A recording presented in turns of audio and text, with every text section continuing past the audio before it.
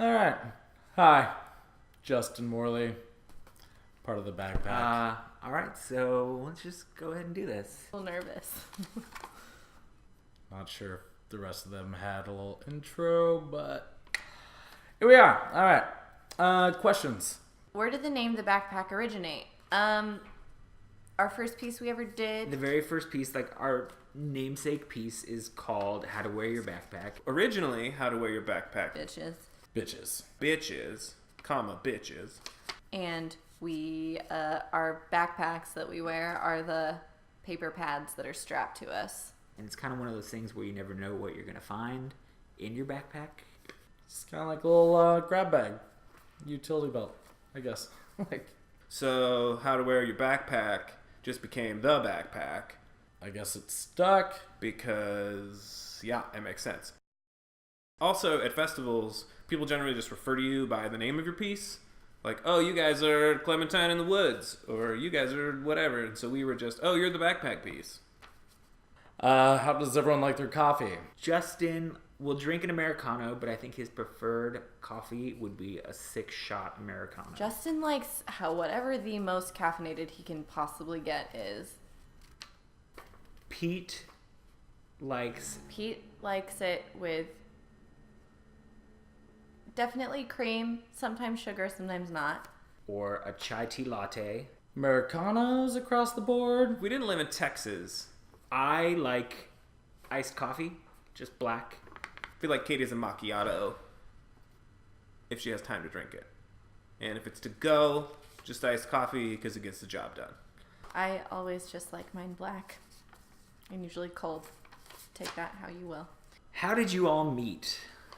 Well, Pete and I met when I was in first grade and he was in kindergarten, and I really think it was just a playground. We ran into each other. I was a new kid, He was a new kid, so he was just sitting there doing nothing, like kicking rocks or something. and we asked each other if we wanted to play. Hey, do you want to play? And he said, yeah. And then we did.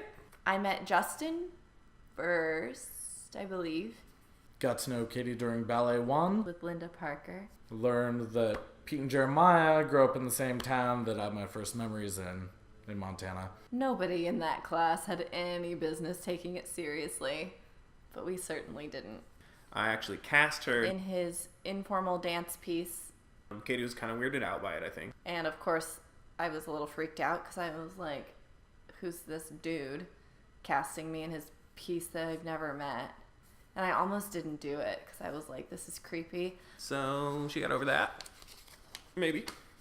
And Justin and I met in tap dance class. Although I did have a class with him in college before that. And I remember he sat in front of me with his two friends, Brandon McNeil and Stephanie Brewer. And they were just the sassiest little trio in the front row, doing no schoolwork at all, just farting around in the front row. Who is most likely to survive being lost at sea? I have no idea. All of them are pretty scrappy. No, it would be Justin. I don't know how, but he would find a way. Me and Justin wouldn't stand a chance. Has some ingenuity there that they'd find a sea turtle or just keep inflating the raft that they're on. And Maybe Katie. Okay, it's either Pete or Jeremiah. She's just naturally so salty that I feel like it would be just right at home. She's also a good swimmer. I feel like Jeremiah would outlast Pete. Who is the best dancer? We all have our good moments and our mishaps. Justin probably has the most heart. We spent the first 20 minutes of the new year looking for his necklace that he had actually danced off of his body. Like, I don't know how he did it. Just hands down, dance like nobody's watching you, freestyle. I would have to give to Justin. I'm gonna say Justin. we all have got something. What are the middle names of the four of you? In no particular order. We have Pete Gordon Betcher. Justin Cimarrone. Katie is actually Melinda Kate Kohler. And Jeremiah Well, I am Jeremiah William Rosenberger. Rosenberger. Rosenberger. God. Which dinosaur best personifies each of you? Katie's just a go-getter dino. What is that? Pretty fierce, like a velociraptor. Like a raptor? But maybe not that mean. Raptors, well, I think I'm obviously a T-Rex. they'll get you, but they're also smart. Like, they'll outthink you, but then they could just get you, but they won't. They'll make you think you're safe.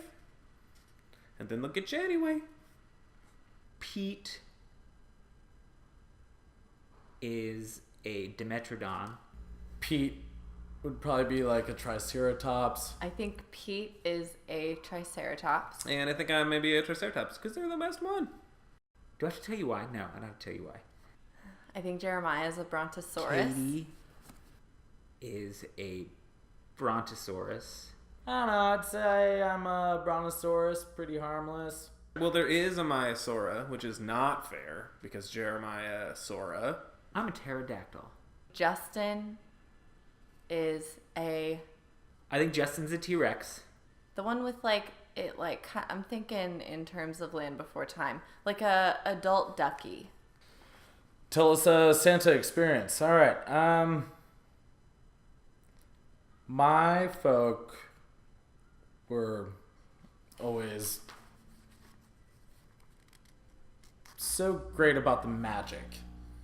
I really wanted this game for Christmas. They would leave sooty footprints from the fireplace and also take a bite out of the cookie plate. It's kind of like a 4-person pinball game where there was a dome in the middle and you had to like use your flippers, hit the ball over the middle and try to get it into somebody else's goal. I don't remember believing in Santa as a kid, but I do remember the moment I realized I didn't believe in Santa.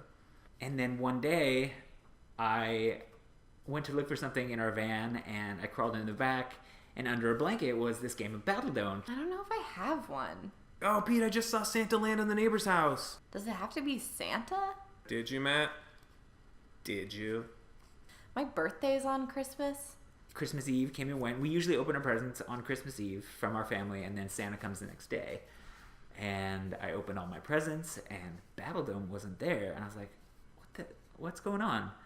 And then the next morning I got up and I got Battledome, but it was from Santa. So that's when I knew that my mom and Santa were like close friends and she was just holding on to it for him. Which is each of your Harry Potter house? I feel like this is a pointed question. Justin's definitely a Gryffindor. Jeremiah is Ravenclaw. Pete is Hufflepuff. Katie would be Slytherin. Katie is Slytherin. And Katie's probably a Slytherin. And I'm Slytherin. Also not a bad thing. Because, there's got to be a villain. So the movie's made a villain. Snape's good. Snape's good. What is your fondest backpack memory? Perhaps when we first arrived in Austin, our first Short Fringe festival, because you don't really know how people are going to take it. It's kind of a weird, wild thing. And hanging out at the party afterwards at the Black Lagoon Gallery across the street from Hyde Park Theater and just schmoozing and boozing. Probably when we all tried to take our going postal piece, personifying the life of the letter in the mail system, to Portland. At the time, it was not a great memory, but I look back on this and laugh. We went to Portland and we're doing a show with one of our professors and we didn't know anybody there. We didn't do any advertising. He did very minimal advertising, so we were trying to get people to come to our show, which was going postal. We basically had to promote the hell out of it ourselves. Like, we walked around the city. So we walked around wearing our costumes, which were giant envelopes, handing out handbills. We did not bring butts to the seats. No. Only one person that we handed a handbill to actually came to the show, and it was a homeless man. Sort of proud of that. We could see him in the audience, like, trying to find the right time to get on stage. Luckily, he never did, but I think just walking around and being silly in Portland was maybe my fondest backpack memory. Okay, that's it. Bye. Ugh. Bye. I think we're good.